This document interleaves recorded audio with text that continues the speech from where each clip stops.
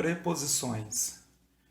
Preposição é uma palavra invariável que liga um termo dependente a um termo principal, estabelecendo uma relação entre eles. As preposições são divididas em dois grupos. Preposições essenciais são as palavras que só funcionam como preposição. São estas: a, ante, após, até, com, contra, de, desde, em, entre, para, per, perante, por, sem, sob, sobre, trás.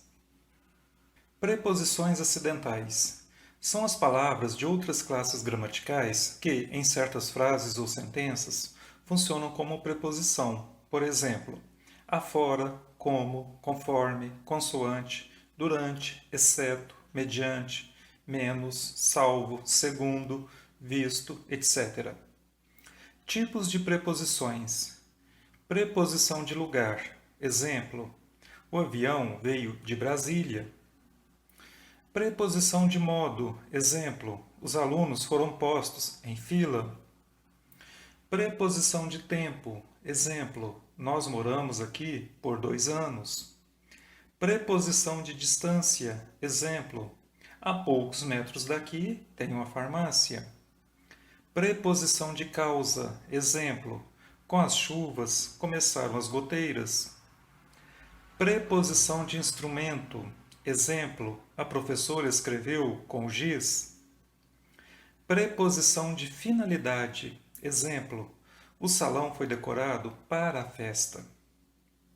Combinação e contração das preposições e crase. Quando a preposição se combina com outra palavra, sem haver perda de elementos fonéticos, ocorre uma combinação. Exemplos: ao, a e o, aos, a e os, aonde, a e onde.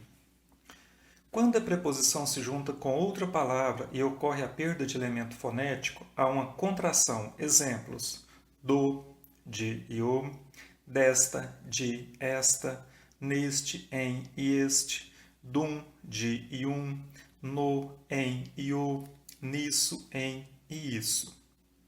Quando acontece a fusão de vogais iguais, forma-se uma crase. Exemplos: a, contração da preposição a mais o artigo a. Aquilo, contração da preposição a mais a primeira vogal do pronome aquilo. Aquele, contração da preposição a mais a primeira vogal do pronome aquele. Aquela, contração da preposição a mais a primeira vogal do pronome aquela. Inscreva-se aqui no canal do Professor Nilson. E não se esqueça de dar um like.